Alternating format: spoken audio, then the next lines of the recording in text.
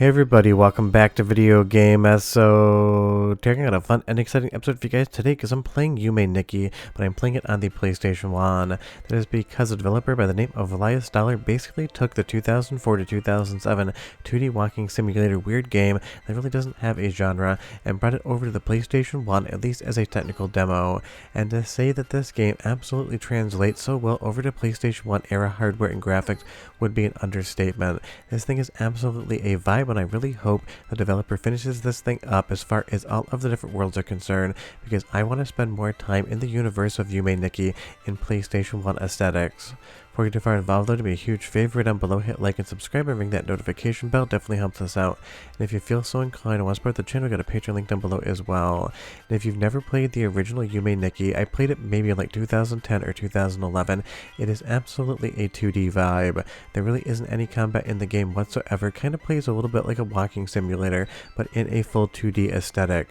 Now obviously here, this being brought over to the PlayStation 1, we're going to have more of that crunchy kind of grimy PlayStation 1 aesthetic, and I think it really does work well. Although I am playing this in DuckStation, enhancing the graphics just because it's kind of the way that I felt like it actually looked the best. But you can play this thing on real PlayStation 1 hardware, you can play it on the MiSTer FPGA PS1 core, and you can definitely play it via software emulation as well. This is just absolutely one of the things I love as far as what fan developers do out there, giving us brand new experiences that somehow feel like something that could have come out on PlayStation 1, but also something that never actually did.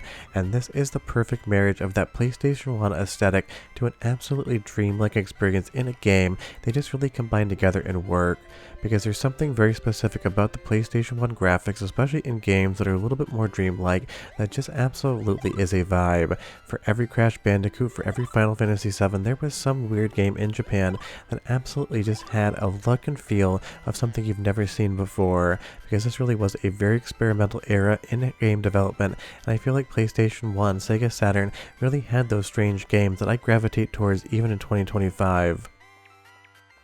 But when you go into the PlayStation 1 version of Yume Nikki, just be aware that this is not complete. It gives you 2 dream worlds to explore, where the original game I believe had a little bit over 20, and right now saving isn't incorporated, even though it does tell you you can sit on this chair and save your game in future versions. I totally get that this isn't going to be for everyone, but for the people to play the original game and enjoy it, or people that really love that kind of weird aesthetic PlayStation 1 game, this is something that just absolutely has a quality unlike anything else on the PlayStation 1, at least in 2025. But you leave me a comment down below and you tell me, did you play Yume Nikki back in the day, or its sequel? I would say the sequel. I did check it out. Nowhere near as good as the original game. And if you are looking for something that does involve some RPG style combat, you're not going to be getting it here, because this game from start to finish is an experience. Think of something like LSD Dream Emulator on PlayStation 1, where you explore the world, you experience what's going on around you, but you don't actually have any real combat to participate in, and then you have an idea of what Yume Nikki is actually trying to do. And you will see here, the doors with the lights on top of them are going to be the dream world you can go into, interact with, and find collectibles in to progress the quote-unquote story. Every other door here that doesn't have a light net would be someplace you could go in the original game that just isn't yet incorporated into the PlayStation 1 remake. But Elias Dollar, the dev here, has done an incredible job bringing over the overall vibe and theming of the original game.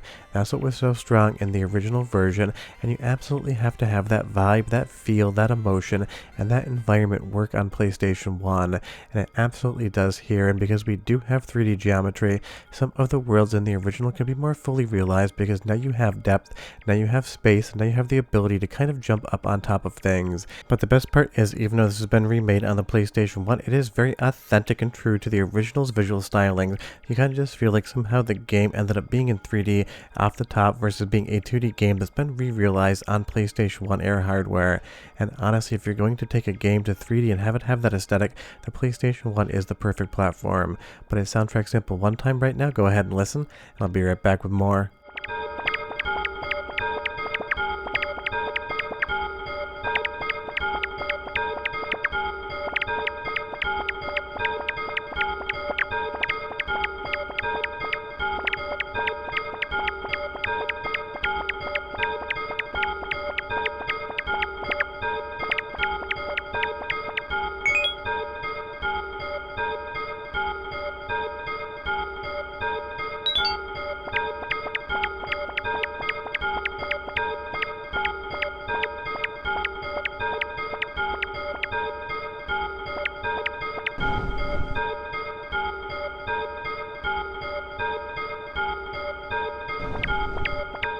So to call it a soundtrack would be a little bit of a misnomer. It's like the same 8-second loop on repeat, but it absolutely works for the overall dreamlike aesthetic of something like Yume Nikki, and that really is important. Having good music in the original or on the PlayStation 1 really kind of builds up that sense of tension, because I will say, even though at least in this demo nothing scary or bad is going to happen whatsoever, you're always going to have that feeling that something bad is right around the corner. And you will see here we were able to find one of the collectibles, the hat and scarf, and that is something you need to do in the original game and on the PlayStation 1 remake as well. You are looking for objects in the world, but really the main takeaway of the gameplay of this is just exploring the environment around you. And I totally understand that that's not going to be for everyone. Walking simulators are for very specific audiences, but I really do think they have a big place in gaming. Because think of it this way, I play hundreds upon hundreds of games a year, not only for the channel but for fun in my own time. Maybe I'm learning a new bullet hell shmup, maybe I'm playing a fighting game, maybe I'm even playing a modern release. The reality is every single one of those games has some sort of gameplay mechanic that you have to get good at and master, and sometimes you just want to sit back and enjoy something like this. Think of it this way, sometimes it's really fun just to watch playthroughs of video games on YouTube, or even sit next to a friend and watch them play a game, so you get all the enjoyment without any of the actual participation or having to deal with learning something new.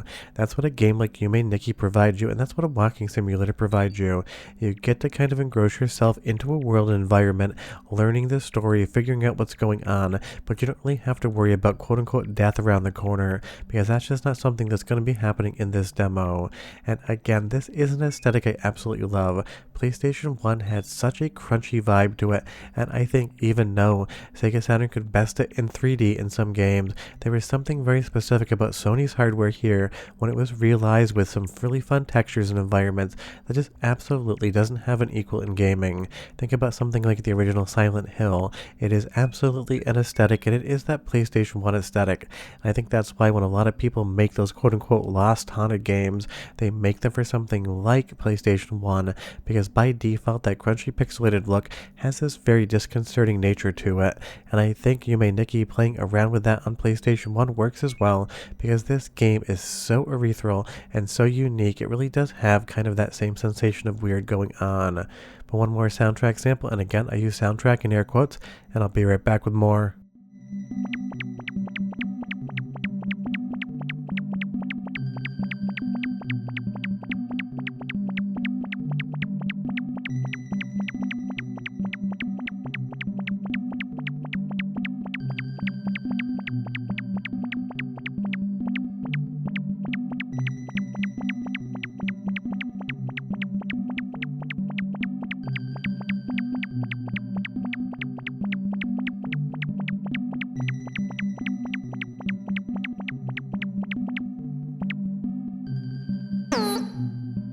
I mean, again, it's basically the same soundtrack from the original clip, except it has a different tone to it, but it still has that repeating kind of 8-second loop going on.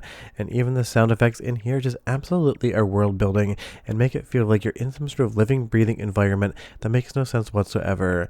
So I really do hope the developer continues their work on this project and starts bringing us more of the worlds behind these doors, because I want to see everything Yume Nikki has to offer, and I want to see it on PlayStation 1. But again, you tell me down below, walking simulators, yes or no for you personally? If you've never played one before, there are a lot of fun ones out there. I think my favorite would be Everyone's Gone to the Rapture. Definitely a game that is a vibe. You're either going to love it or you're going to hate it, but I definitely think it is worth checking out. And I do love that you get photo mode here as well, just to kind of live in the world a little bit more. And it really is good for thumbnails as well. I wish every game had a photo mode so I could make a thumbnail that much easier.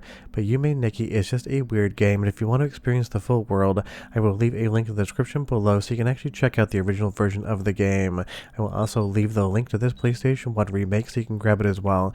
And again, whether real PlayStation 1 hardware, via emulation, or MiSTer FPGA cores, you're going to be able to enjoy this game. And I totally get it's not going to be for everyone. It's going to be very love it or hate it, but it does everything right and nothing wrong in my opinion, just seeming like that weird PlayStation 1 game you didn't know existed until you read some website that told you about all these hidden gems out of Japan.